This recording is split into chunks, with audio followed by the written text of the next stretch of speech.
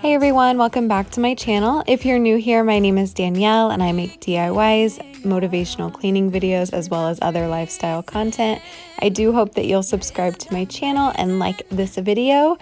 So today we're making this affordable DIY Christmas card holder. It was about $5. You can make it for less, you can make it for more, depending on what you want to add to it when you personalize it. So this is just a $5 shutter from the Target Dollar Spot. This was in their fall collection this year, but you can use any shutter. I'm always seeing them at the thrift store and they're super affordable. You can get them at garage sales.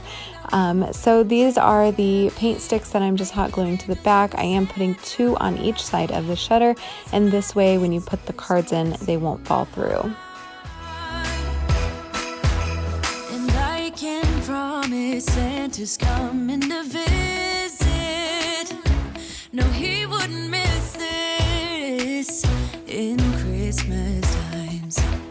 Oh, and the sunset, it is just getting... So since I'm going to make this look farmhouse, rustic, vintage, I picked out the colors melted chocolate, whitewash, and antique white.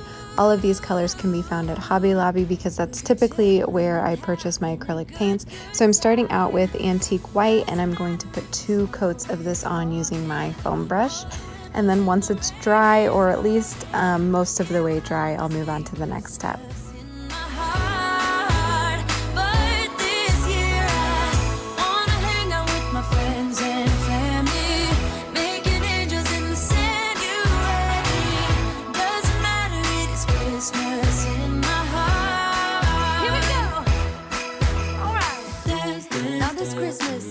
We're gonna dance. We're gonna dance, dance, dance, come on. Dance.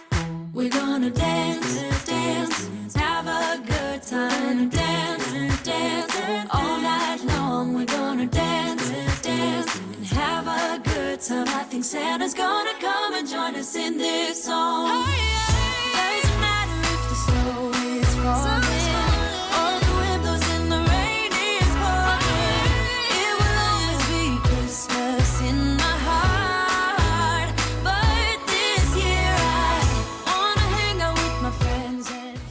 After I put on 2 coats of the antique white paint, I'm then moving on to a dry brush with the whitewash. I'm just sticking this on the rougher parts of the shutter.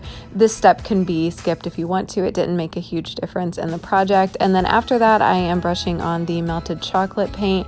This I am just roughly putting on with a dry foam brush. And then once it is on where I want it to be placed, I then take a clean dry foam brush and I brush it over again to make sure that it fades out the chocolate paint, as well as kind of acting as a sandpaper to make it more rustic and weathered.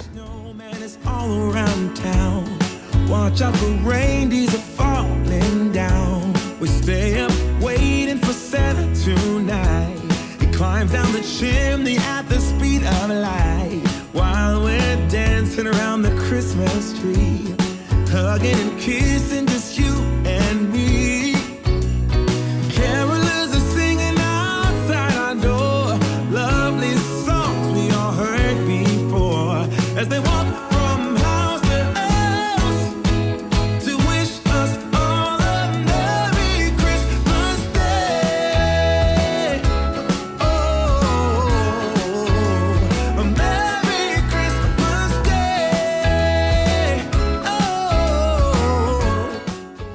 When I use my hot glue gun, I get a lot of questions about this hot glue gun stand. As you can see, it holds everything that you need as well as your hot glue gun so that it's not dripping everywhere. It's also not falling and tipping over. So I got this from my mom. She makes them and I've linked her Etsy shop below, so go take a look. So here I am just taking some pieces that I had laying around the house. These are just the berries on a stick that you can get for around 99 cents at Hobby Lobby. The red cardboard cutout was actually from a box that I got from the Dollar Tree. Once I pulled it off the box still looked great, so I just used the sparkly decal for the top, and then I peeled off this Christmas garland from an old ornament that I had, and the pine cones as well. And that is it for this project. I hope that you enjoyed this video. If you did, please give it a like, please subscribe to my channel, and I'll see you in the next one. Bye!